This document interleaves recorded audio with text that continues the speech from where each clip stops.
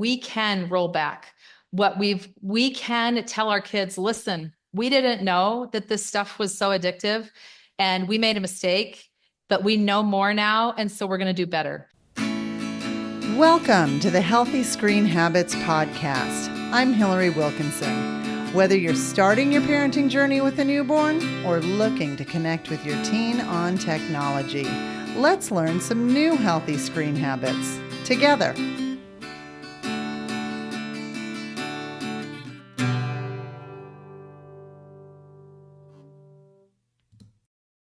So often in this parenting with tech journey, I have kind of felt like the proverbial salmon swimming upstream, fighting an oncoming current, bumping shoulders with those who may or may not have similar beliefs about technology as my family, and maximizing all of my energy just to hold my spot in line.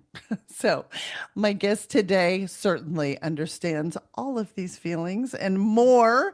She is the founder of Swimming Up Screen, where she blogs about screen-related issues and also shares tips on how to delay or step back from tech overuse. As a mom of 6 and grandmother of 3, she's also a former middle school and high school French teacher who had a front row to watching the increasingly negative impact of phones in schools and felt compelled to leave her teaching career in the hopes of finding a way to help schools develop better cell phone policies. So I found her through a variety of professional affiliations, as well as through her latest creation, which is this darling family journal. I'm going to link it in the show notes. It's called 52 Screen-Free Experiences for Families. And we're going to talk about all of these things. Welcome to Healthy Screen Habits, Kathleen Barlow. Thank you so much, Hillary. It is wonderful to be here. That was such a nice introduction. Oh, well, Kathleen, I have to ask, you have a lot of sort of data points on what could have brought you to this point. What was the greatest driver that brought you to create Swimming Up Screen and into this sort of, I keep using these fishing analogies because of your name, but this digital wellness pond. Yeah, for sure. Well, yeah, I feel like, I think everybody who is in this kind of space or who has any kind of passion, I feel like has a story, right? They have a reason why they got into what they're doing. And that's definitely been the case for me, just as a mom of 6. So my oldest is 31 and my youngest are twins who are just turned 18. And so I have seen in my own family life the increasingly negative impact of technology, on our kids. And then being a teacher for about 10 years as well, I taught from about 2012 until 2024 last year. I saw it there as well. I just saw things were getting worse. And so I'll tell you where the name came from, the Swimming Up Screen, because there's a book called Upstream. I think it's by Matt or Chip Heath. They're brothers. I don't think both of them wrote it because they wrote another book that I read, but and they start with this story. I don't know if you've heard the story about where there's a couple of guys that are just walking along a riverbank and they're just enjoying they're going to have a lunch somewhere, right? And then all of a sudden they see around this little riverbank comes this child just struggling in the current and screaming for help. And so they immediately go jump into this river and pull this child out. But as soon as they do, they see another kid coming screaming and struggling around the bend. And so then they pull this kid out. And then pretty soon one of the guys gets out of the river and just starts walking up the riverbank. And his friend's like, hey, where are you going? I need your help. There's these kids, because there were more kids coming down by that point. And he said, I'm going to find out why all these kids are coming around, needing this help. And so I have felt like in this technology overloaded world that we're living in, I feel like so many of us are constantly trying to put out fires, right? And we're just in this reactive mode. Mm-hmm. And I feel like we need to get on the other side of it so that we can be more proactive and try to fix these issues so that they're not happening in the first place. And so for many years, like especially as a teacher, I've thought if we could just get rid of screens, phones in particular, out of schools, we are going to eliminate so many issues that are happening in the schools right now, right? And so instead of principals and administration spending so much of their time disciplining and figuring out who's bullying who and what's going on here with the sextortion and all this stuff, if we could just take phones out of the equation at school, I feel like that's what I consider swimming upstream. We're going up from the problem and saying, okay, what can we do to prevent all this stuff from happening rather than just trying to deal with it, case by case. I totally agree with you. It's like teaching good nutrition, proper exercise and all of that rather than triage. Exactly. Having to triage. Yes, exactly. Yeah. So Yeah. I mean, but I love that sort of little parable.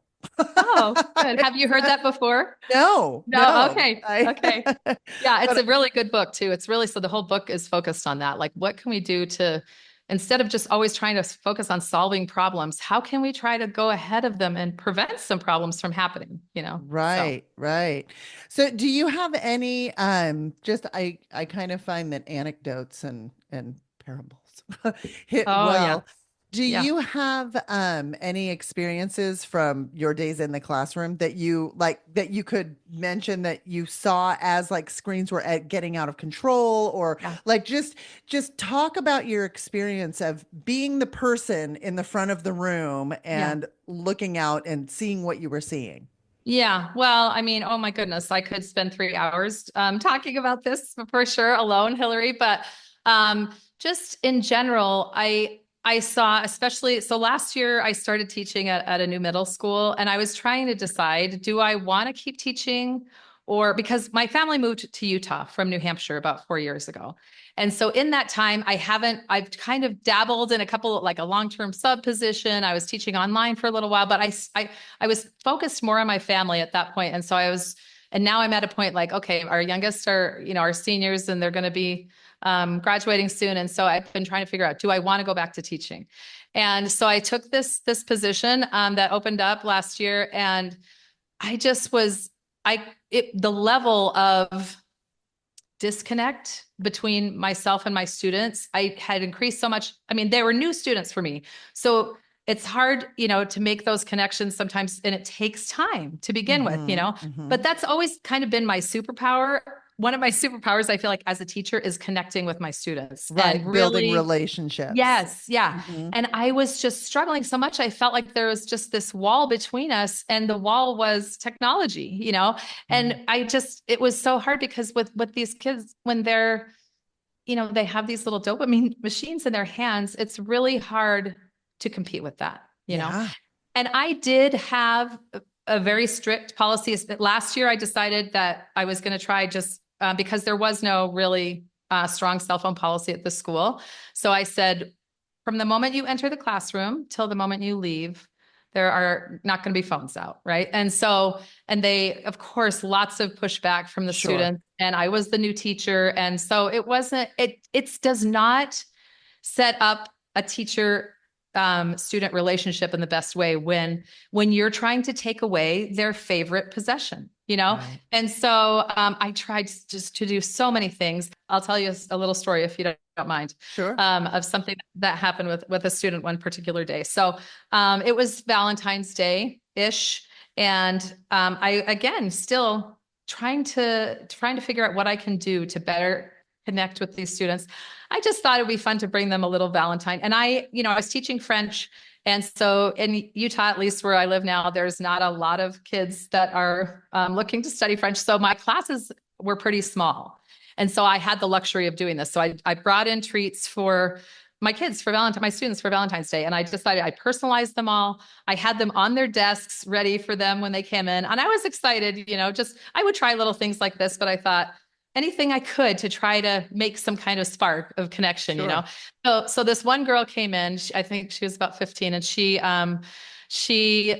saw the bag, and she immediately sat down and was like, and it was like she was on YouTube, like she was talking to an audience. And she's like, oh, here, look, the French teacher didn't use my name, which was another weird thing. I feel like a lot of times they wouldn't even use your name. I know she knew my name, but she's like, the French teacher gave us a Valentine's haul. Let's look. And so then she started pulling out the little treats. Was and she just kind of, recording herself while no, she was she doing wasn't, but this? But she was pretending she Oh, was. It was okay. like she was just Okay. pretending she was doing, because I don't know if you've Yeah. seen that, like they do a Right. haul, right? Right. And so she was just kind of pretending, and she was taking out the things and just kind of documenting what she was pulling out of the little bag. There were just a few things in there, but and the students around were kind of chuckling, this class hadn't quite started, and I was kind of chuckling too. I just thought it was pretty funny, what she's doing. She's a funny kid.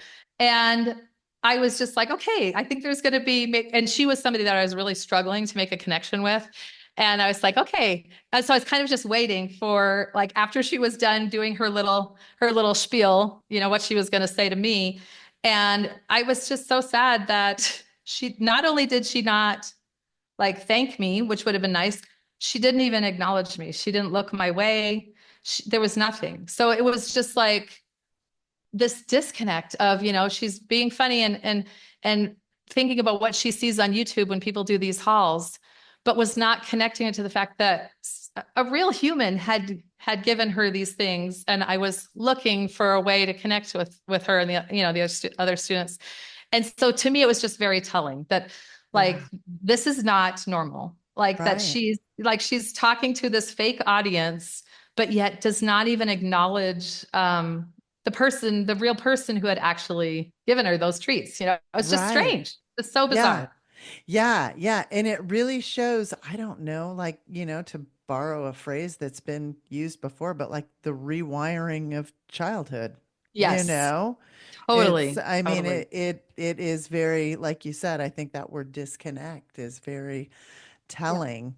There are a lot of different campaigns about getting phones out of classrooms, and even amongst uh, teachers, there are different feelings. I've had phone free school movement on. You wrote an article on your webpage, Swimming Upscreen, about why you think bell to bell is better. And can you this is, I mean, it's a lovely long article. I'm Yes. wondering if you can boil it down just a little here. Yes, yeah, actually. And this is a great question because in Utah right now, the legislative session is going on.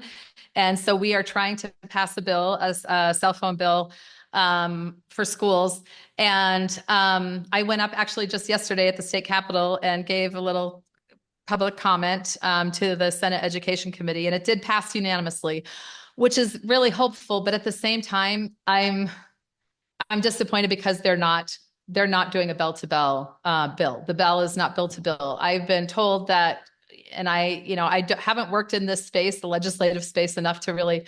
I'm not an expert by any means, but I was told that it was not going to be something that this bill would not be passed if we tried for bell to bell. Okay. And So just to so yeah. let's take a second just to define that term. So Yes, bell so to bell to bell, yes, is so phones would be gone from when the students arrive in the morning until they leave at the end of hmm the day. hmm Whereas the bill that Utah is trying to pass now is classroom time only. So that means that students will still have phones between classes. They'll still have phones at lunchtime. And a lot of parents are definitely for this policy because they want to be able to stay connected with their kids at every moment. So I'll tell you the gist of my blog post, which, yeah, I'd love you to read. I mean, anybody to read at some point. But the gist of it is that is part of it, is that we are unnaturally tethered to our kids way too much these days. hmm They hmm are not being allowed to experience the independence that they need to grow and thrive.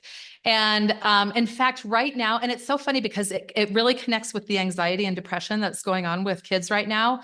I don't know if you've heard that there are new um, studies and there are new therapists that are they're calling it like independence therapy to combat anxiety and depression.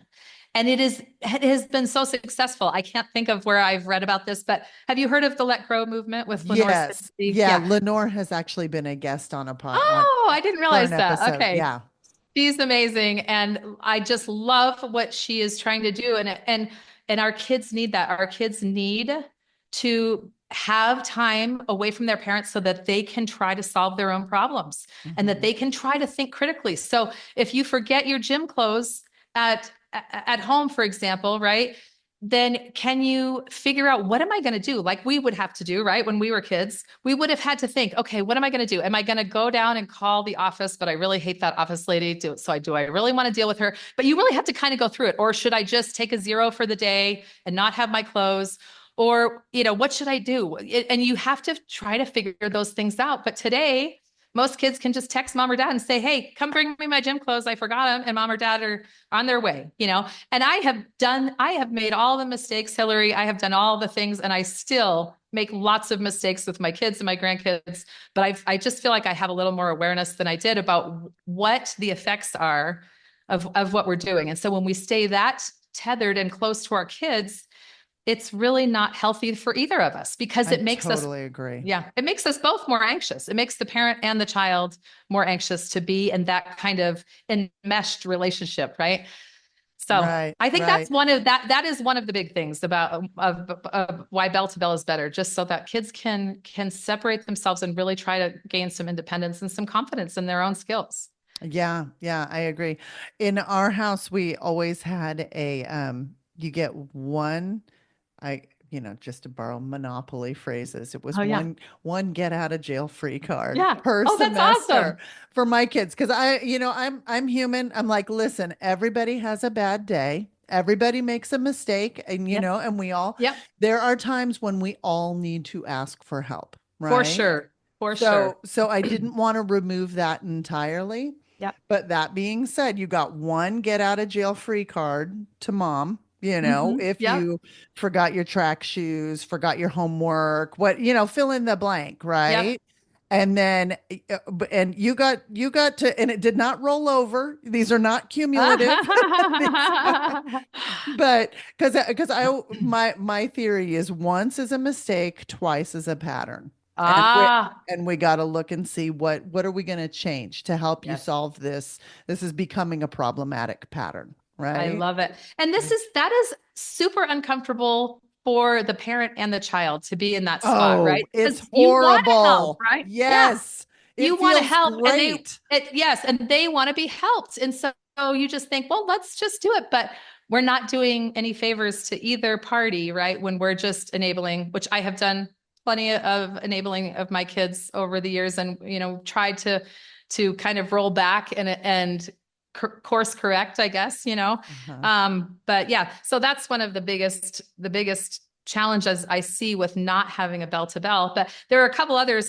So when we give students phones or access to their phones between classes and at lunchtime, I feel like it does a couple of negative things. One is that it is kind of setting them up for these little dopamine hits that they're greatly looking forward to between classes and at lunchtime. And so then they're just so hyper focused on those little hits that it just kind of undoes the not having them in the classroom. And I feel like we really need to get to a point where we can help our kids realize that they can go for 6 or 7 hours without a phone, and so can parents, right? That we can take this time to step away from that virtual world, and that it is going to help. It's going to help our nervous systems. It's going to help because we are so hyper stimulated from being on phones all the time. And schools that are doing this, the bell to bell, it is going fabulously. And I'm working with the Smartphone Free Childhood organization, which we're a national organization. So we've been kind of tracking this across the country.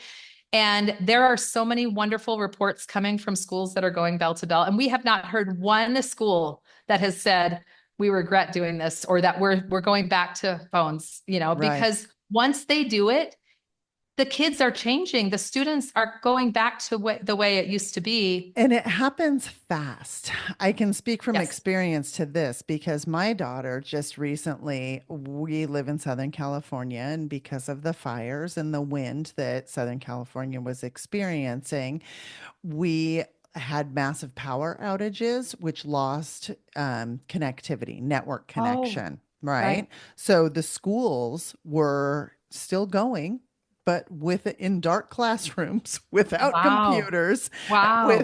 without phone connection.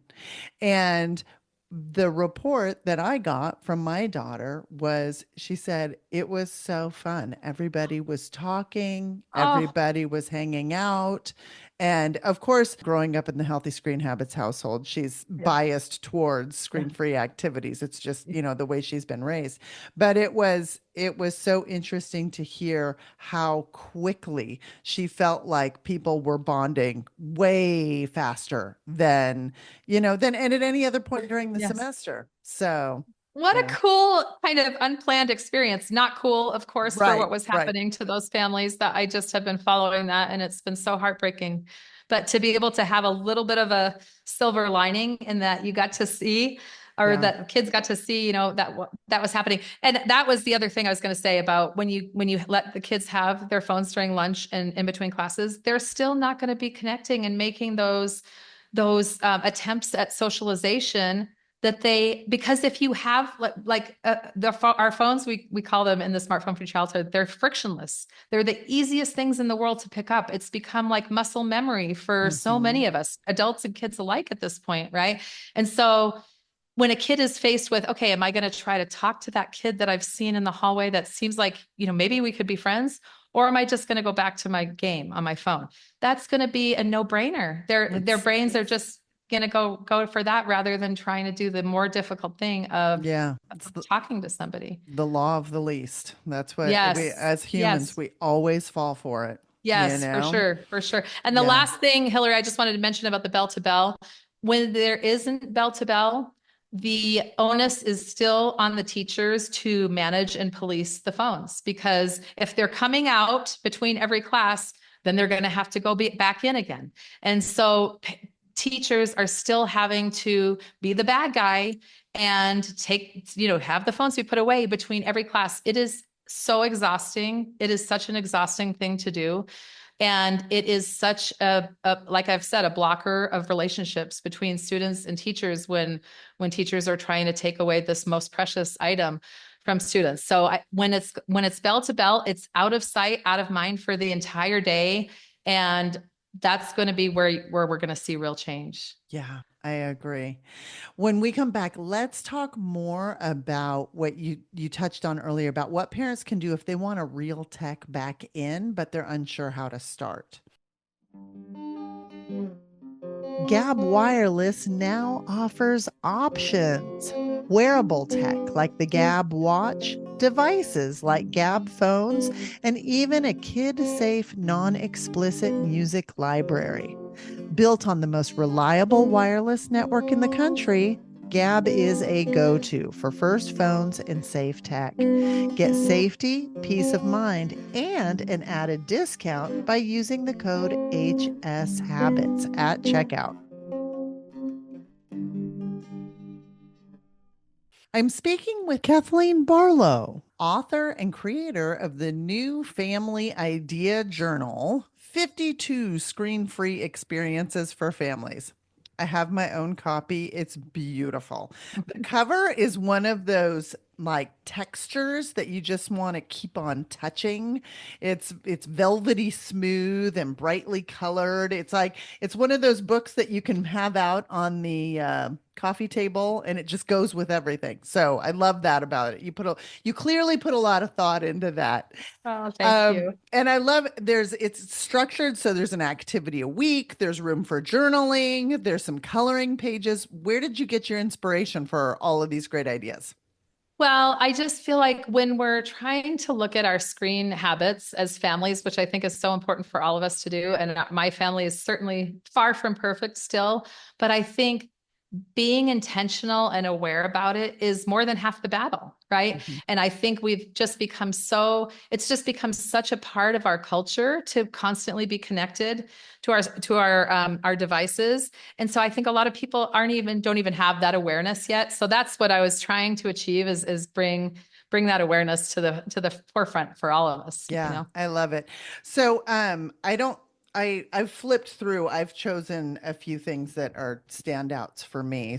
One thing I really like here is you have for number 41 is make a dopamine menu. Yeah. And you say, talk about dopamine, the neurotransmitter in our brains that keeps us wanting more and more. And I'm going to paraphrase this, but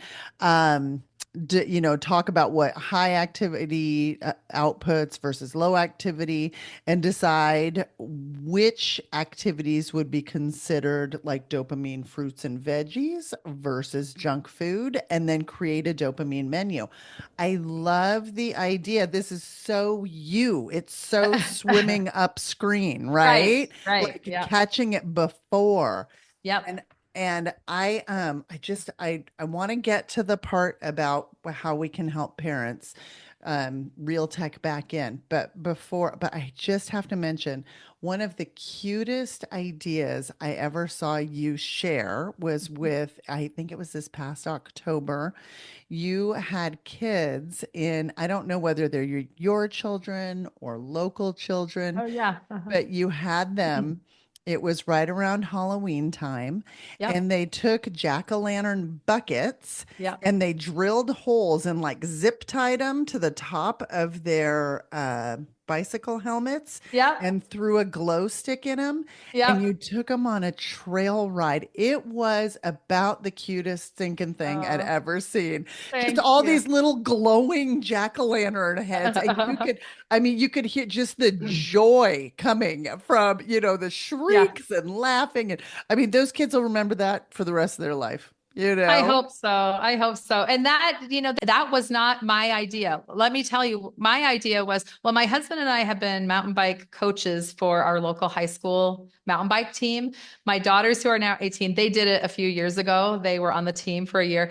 And my husband and I loved it so much that even when they were like, no, we're done, we were like, we're staying. So we are kind of coach ride leaders that we ride with these kids. There's a bunch of mountain bike trails in our community. And it is like my favorite thing to see these kids do this. It makes me tear up because these kids are out there doing such hard things, but also having a blast. Yes. They are having flat tires and having to figure out, oh my gosh, what am I going to do? I've seen kids like holding their bikes, walking down trails, like, because they're like, yeah, we got to go down.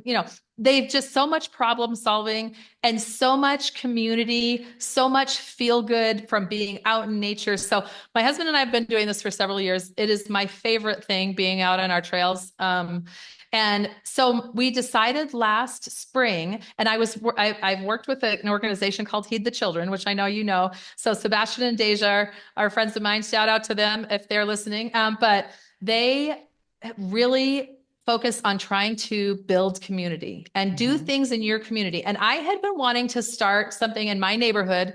I just wanted to start, and in my head was thinking it was going to be called Friday Night Lights, where we just go out and do a night ride on our bikes in the trails. Because my husband and we take our headlights and we go out on night rides. It's so fun, especially in the summer and warm months. And so I'd been wanting to do this for a while. So I did. So all last summer, we had this little group, and it kind of turned into, there were different people that would come, but usually there were 10 or 12 of us that would go out on a Friday night. Once in a while, my teenagers would come. Usually they didn't. But there were a bunch of younger kids, younger teens there that I was just so happy because they could experience this joy.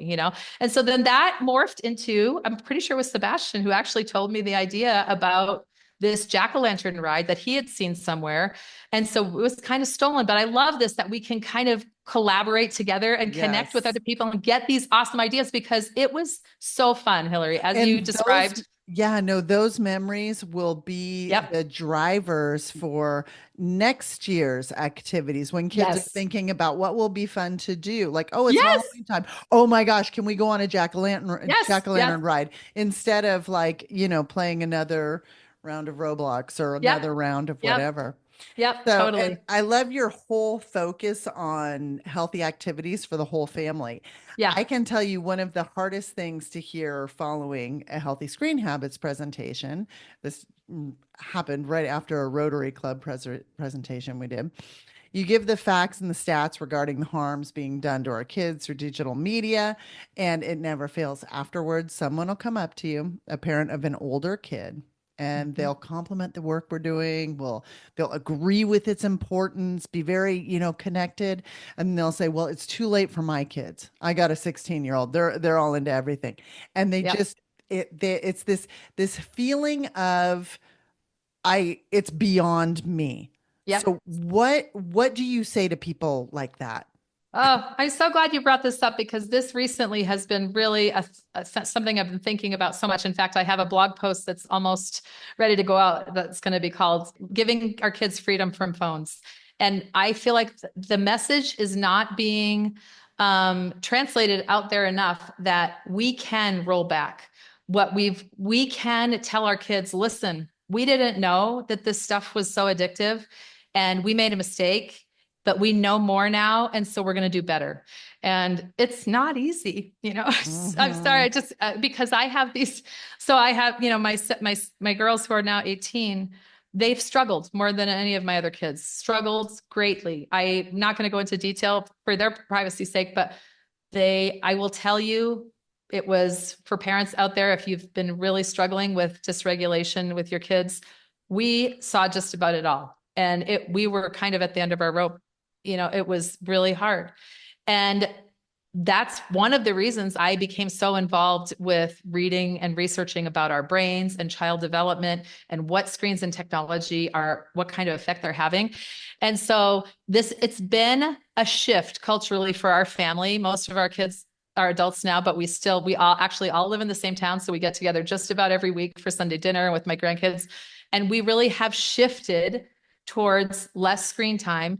Like we used to, my kids used to be sitting, we'd be sitting at family dinner and they'd be sitting on their phones while they're around. They just don't do that anymore because I've just really tried to help them realize that that's not cool. People come first, right? People come first before screens. So, but as I've been kind of on this journey myself, my girls who are, still continue to struggle to some extent, we're still having their iPhones, and I would think sometimes I need to get those away from them, but how can I? It's too late, and finally about a year ago, I thought with everything that I know, I am not going to keep supplying that drug. I just can't because it really is like a drug, So we stepped down to pinwheel phones about a year ago. And if I were to ask them right now, they would still say, Mom, it hasn't helped that much. And they are still not thrilled that that's what they have. But that's part of the whole process, that our kids need to realize everything is not easy.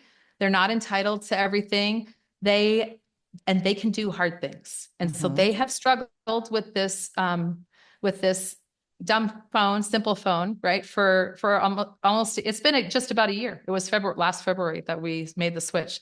And I actually have another blog post coming out about what parents can do to try to roll back, because you can't just decide one day I'm going to do this, because honestly, there have been teenagers who have taken their own lives after their phones have been taken away. It is a very serious issue and needs to be taken very seriously. And there needs to be some planning done and really a lot of thought. It speaks to the level of addiction. It does. It's true addiction. It does. It does. I mean, if you think about would that happen with anything else taking away, it's this addictive device that has become so ingrained in our culture. And so anyways, it hasn't been perfect. And the pinwheel phones certainly aren't perfect. They mess up a lot of things. They mess up our family group chat. They can't send, videos and so it's not convenient, but that's okay because they are learning how to problem solve. They have gained a number of skills over this past year that I don't think they would have gained had they still been on their iPhones. I honestly believe that. And so they're really heading in a good direction. And I really think it's important for parents to know that it's not too late. We shouldn't be just giving up, throwing our hands in the air. I don't know if Jonathan Haidt, who wrote The Anxious Generation, I don't know if you've heard him say this, but it was so funny. I heard him say recently, people talk about the train has left the station. He said, I don't know about you guys, but if my kids were on a runaway train, I would try to go help them. I'm not just going to say, oh, well, the train's left the station, which I think is kind of this message that's being put out, that's too late. It's too late, but it's not too late. I feel like it's never too late because they're going to be adults too, these kids, and they're still going to be suffering with these same addictive tendencies unless we really try our best to roll it back as much as we can. Right. So we have to take a short break, but when we come back, I'm going to ask Kathleen for her healthy screen habit. Diving into the world of smartphones can be a wild ride for kids and parents alike. Whether your child is getting their first smartphone or has had one for a while, chances are they're still figuring out the do's and don'ts of using a smartphone wisely. Our book is here to help. Healthy Screen Habits for Tweens and Teens, a training workbook to help you use your phone wisely, is the tool your child needs to navigate life in the digital world. From tackling poor phone etiquette to addressing social media anxieties and online safety concerns, we have your child covered. Written especially for adolescents, we've put together all the information, tips, hacks, and rules to ensure that your child's phone is a useful tool that they control, not the other way around. We explain the whys behind the rules of phone use. We show your child the possible traps and dangers to watch out for, how to prevent them, and how to fix them if your child has made a mistake.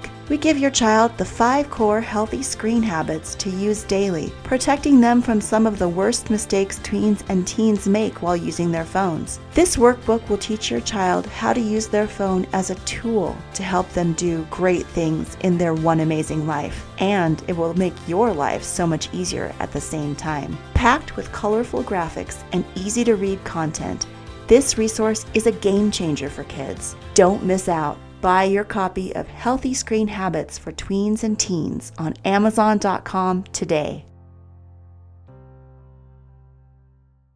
I'm speaking with Kathleen Barlow, founder of the organization Swimming Upscreen, whose mission is to help individuals, families, schools, and communities to intentionally spend more time unplugging in order to connect. They believe that moving upscreen and reducing screen time can reduce and even eliminate some of the negative effects of toxic tech overuse in our lives. So, Kathleen, on every episode of the Healthy Screen Habits podcast, I ask my guests for a healthy screen habit. This is going to be a tip or takeaway that listeners can put into practice in their own home. What's yours? Okay, well, I do have 2. I have one for parents and one for kids because I feel like it needs to start with us as parents, and we need to acknowledge that it is a problem for a lot of us as well. My one for parents is that to try to just find times to separate yourself from your phone. I think so many of us are just so used to carrying around our phones in our pockets with us everywhere, and I think it's very freeing and good for us to spend time. And as you do this more and more, you can spend longer amounts of time, and it's going to feel magnificent, I can tell you, to just not have it on your body all the time. And in fact, my twins, because they don't have a smartphone, they often will ask me to look if they need to look up something on Safari, they'll ask me for my phone, which I'm fine to let them use it, but a lot of times they'll say, "Where's your phone, Mom?" And I'll say, "I don't know."